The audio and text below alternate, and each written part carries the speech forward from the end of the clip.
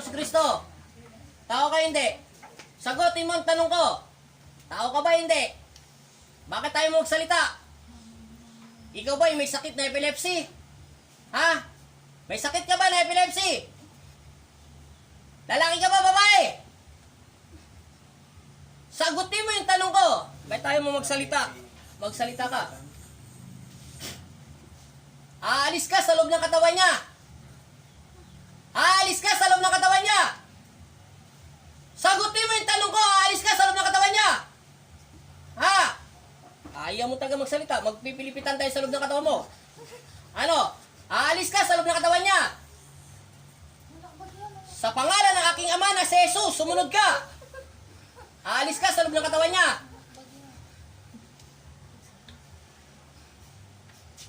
Tao ka ba hindi? Tao ka hindi? Tao? Bakit wala kang boses? Pipi ka ba? Pipi? Hindi tayo magkakaintindihan kung pipi ka. Pero gusto ko sana kitang bigyan ng boses para malaman kong katotohanan. Pero ito lang masasabi ko sa'yo. Maunawaan mo naman ako kahit pipi ka. Naintindihan mo? Alisin mo lahat, nilagay mong sakit sa kanya. Linisin mo ang katawan niya bago kita palayain. Tapon mo. Ayaw kitang bigyan ng boses kasi hindi ko malalaman kung totoo kang ano. Sige. Ubusin mo lahat. Lahat.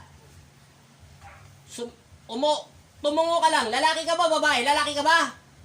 Tumungo ka. Lalaki ka ba? Babae? Lalaki? O, lalaki ka. Sige. Pipi ka. O, pipi niya nga siya. Mahirap ka usapin ng pipi. Sige. Bibigyan kita ng boses pansamantala para magkaintindihan tayo. Naintindihan mo? Huminto ka muna.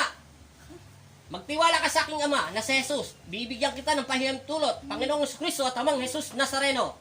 Pahintulutan mo na bigyan to ng bibig upang malaman ko kung totoo man na kanyang sinasabi. At bigyan to sa pangalan ni Jesus. Magsalita ka.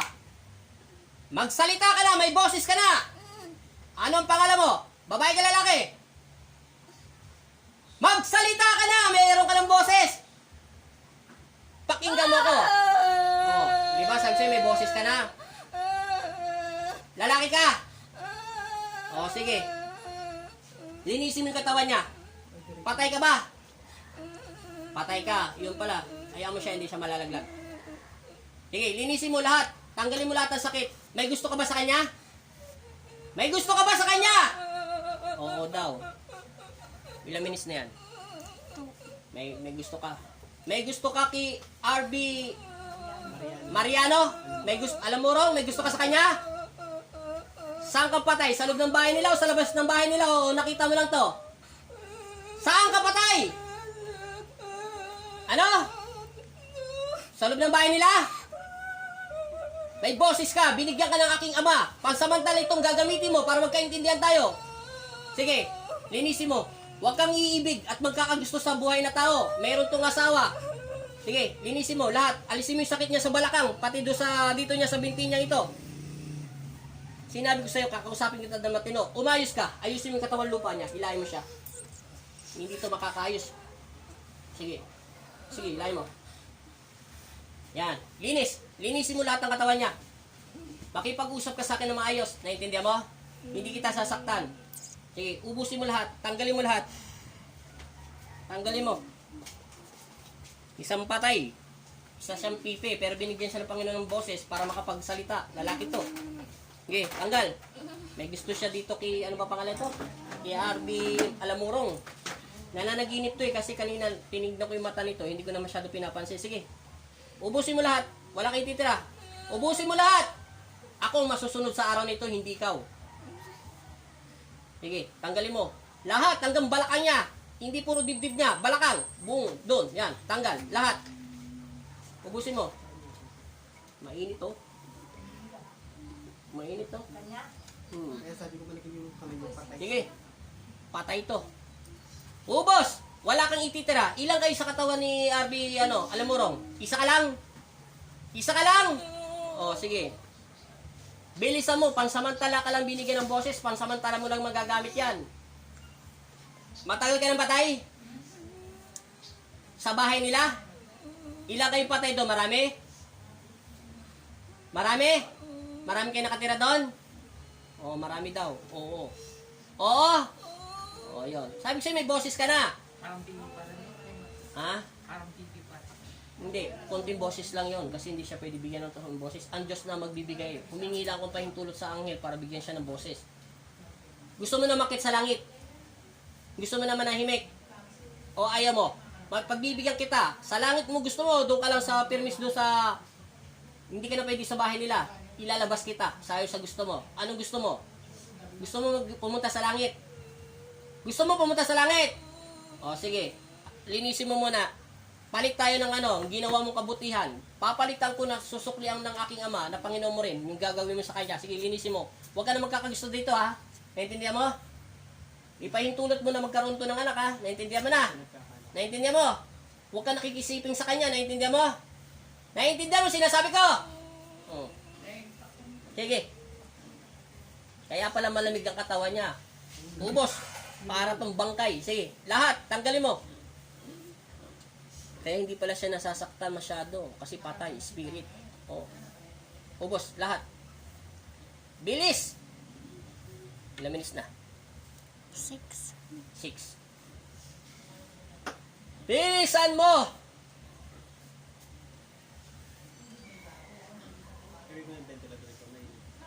Ha? Lagyan mo nga ventilador natin, mainit. Patay naman to, nakuha ko na kakayahan niya. Sige, bilisan mo lahat, ubusin mo. Meron pa, wala na? Wala na? Sa balakang. Sa balakang. Isagad mo nga yung katawan niya. Isunod mo. Makakasunod to dahil nasa loob ka ng katawan niya. Sunod mo nga, hindi siya makaabang atras. Sige, sunod mo. Sige. Ubusin mo lahat. Ano parang may epilepsy na tipo? May sakit siya, may sakit na epilepsy itong patay. Sige, bilisan mo. Pahihintulutan kita na makakyat. Patawarin ka ng aking ama na sa langit na sumasalib ka sa katawan ng taong ito. Naintindihan mo? Ligaw na kaluluwa. Naintindihan mo sinasabi ko sa'yo? Naririnig mo ako? Nakikita mo ba ako? Idilat mo yung mga mata mo. Itigan mo yung kaharap mo. Ako yung kaharap mo. Nakikita mo ako? Nakakatakot ba yung tsura ko? Alam mo, nakikita mo ko, di ba? Maraming salamat. Hindi ako masamang tao at ayaw rin kitang saktan. Sige, ubusin mo lahat. Wala kang ititira. Lahat ito, simula rito. Yung sinamasakit daw sa kanang paa niya hanggang balakang. Hanggang sinasabi niya kanina, ano ba dito nyo? Ano ba dito sa babae? Tagiliran. Yan, tagiliran niya. Papasok doon sa ilalim ng tiyan niya. Yan, sa may dito. Tapon mo na yung tapon. Bilisan mo. Ito na yung kamay ko ha, hindi na kita sinasaktan. Ubos. Wala kang ititira. Kailangan maubos mo lahat. Wala kang ititira. Matagal ka na dyan sa loob ng katawan niya. Sinasabi dito sa krus, 3 taon ka na. Mahigit sa loob ng katawan niya. Tama na yung pagnanasa mo rito, naintindihan mo? Naintindihan mo, sinasabi ko sa'yo? Di ba totoo yun, nagnanasa ka sa kanya? Kita mo, tumatango siya. Sige. Bilisan mo, ubos. Hindi to magkakaroon ng anak kasi meron sumisiping sa katabi niya. Sige. Parang hinahadlangan. Oo. Sige, bilis. Tama na yun, naintindihan mo? Wala na? Wala na?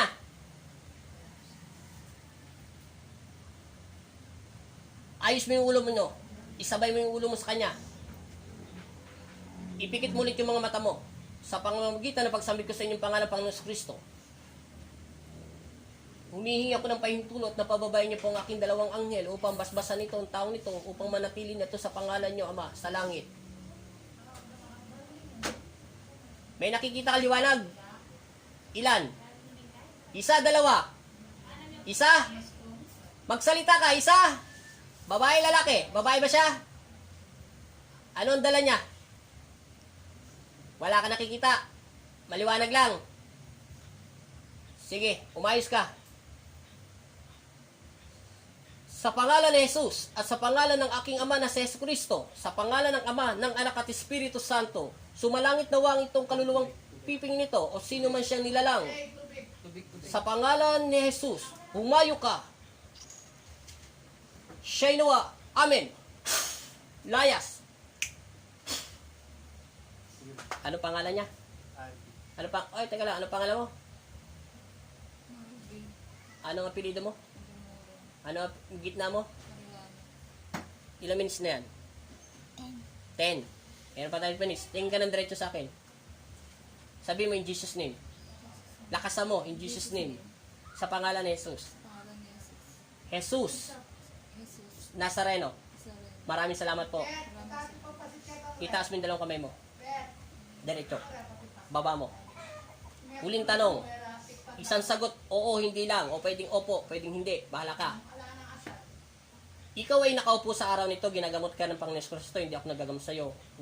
Meron ka bang pinuntahan na, tawag doon yun, reincarnation, yung kaluluwa mo, may nakita ka bang madilim, etc., maliwanag o ano man? May nakita ka? maliwanag. Ano yung liwanag? Saan galing? Pwedeng ilaw, pwedeng araw, anong klaseng liwanag? Hindi ko alam, parang mas maliwanag. Mas maliwanag pa sa araw, pero hindi nakakasakit sa mata. Ilang liwanag? Siya lang. Nakikita mo yung liwanag kung sino siya? Basta maliwanag. Pero nasaan kayong araw na yun? Hindi mo pa nakikita kung saan ka dinala. Isa yun ang anghel ng Panginoon Kristo. Yung maliwanag sinasabi mo, hindi siya nakakasilaw, pero hindi mo lang makita. Ngayon, wala ka bang nakikita doon sa bahay nyo? Minsan po, Ano? ano lang po, naririnig lang po. Anong naririnig mo? Naglalakad. Ano? Naglalakad po. Naglalakad? Patay? O ka, hindi mo alam. May nagkakagusto sa yung patay na may sakit siyang epilepsy. May sakit na nga siyang epilepsy, siguro hindi naman siya pipi. Nagkaroon lang siya ng sobrang sakit sa epilepsy dahil hindi siya makapagsalita. Pero ang aking ama bahala na ron. Matagal na siya dyan. Hindi lang 1, 2, o 3 taon. Basta matagal na sa 3 taon. Hindi ko alam kung ilang taon ka na doon sa bahay mo, kung sa bahay mo ba siya, pero sinabi niya matagal na daw siya sa loob ng katawan mo at doon daw siya nakatira sa bahay niyo. Sumisiping siya sa katabi mo. Kaya hindi ka mabigyan siguro ng anak dahil ayaw niya magkaroon ka ng anak sa asawa mo. Pero ayaw ko magsalita ng galing sa akin. Pero ang aking ama pa rin ang magpapasya niyo, naiintindihan mo? Pagdasal ka. Ilang minutes na? 12. Babaan pa. Subukan mong tumayo at huwag ka magchinelas. Tumayo ka ng walang alinlangan. Ngayon, iurong natin bangkuan. Maglakad ka at subukan mo hampas itong balakang mo yan. Ito. Yan. Yan. Ganun mo. Sige, huwag ka matakot sa lupa. Pagpag mo pa rin sakit bumaba. Masakit. Igalaw mo yung balakang mo, sabi mo. Masakit. Yumuko ka. Sige, huwag ka matakot. Tapos igalaw mo yung balakang mo. Ihiwalay mo yung paa mo. Yan, tapos igano mo. Masakit. Nawala. Tiyan mo, sundutin mo. Lakasan mo, huwag ka matakot. Parang ilang na ilang ko. Paano masakit? Mga karami masakit. Masakit. Nawala lahat ng sakit. Hindi ka tulad kanina, hindi mo nahawakan yan. Magsalita ka naman, hindi mo nahawakan yan kanina. Ngayon, nahawakan mo na. Anong nasasabi mo sa aking ama na Panginoon mo rin, na pinagaling ka niya?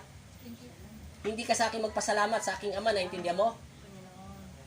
Ayan ang himala yung binigay sa'yo ng Diyos, naintindihan mo na? Hindi lang 1, 2 taon mo ng sakit yan, di ba?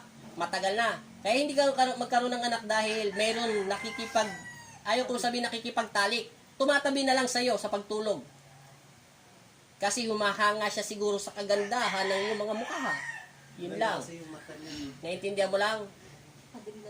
O, naintindihan mo sinasabi ko? Lalo siya kanina O. po. O, tingnan mo, kanina super lamis na. Kanina kasi malamig ang katawan mo, kaya patay. Pero naman ang nete, yellow. Ngayon, doon daw siya nakatira sa bahay nyo. Hindi ko lang natanong kung marami. Ay, hindi. Tinatanong ko pala sila, no? Marami sila. Yun lang. Kaya dapat ang gawin mo, magdasal, manalangin. Ngayon, ang aking ama magpapasya kung magkakaroon ka ng anak. Yung asawa mo, nandito ba? Sa trabaho po. Ibig sabihin nandito, umuwi siya. Sabi mo, magdasal kayo para magbigyan siya ng anak. Naintindihan mo?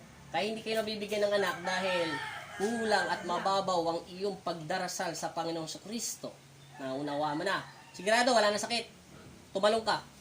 Kanina pag naglalakad ka, para kang parang pagong ba yun? O, hindi, yung karang alimasag ba yun? Yung pag ganun Kasi mabigat yung paa. Oo, laging mabigat, di ba? Ngayon, magang na. Sipa mo, huwag ka matakot. Parang na-inborn ka na siguro sa 3 taon na hindi mo ginagalaw yan eh. Sige. Okay na. Maraming salamat po, Panginoong Yesus. O, magpasalamat ka na sa Panginoon. Ano masasabi mo? Maraming salamat. Ilang taon mo sakit talaga yan, Totoo, ikaw na magsalita. Matagal na po. Ilang taon na? Mahigit 5 years na rin po. O, kita mo, 5 taon na sakit mo yan. O, matindi yan. Ngayon, magkakaroon ka na ng anak. Magpasalamat ka sa Panginoong Kristo. Hindi ako nagbibiro, pero ang aking ama pa rin ang magpapasya. Panginoon natin lahat, naintindihan mo? Maraming salamat. Salamat ka muna, ha? Salamat po. Okay.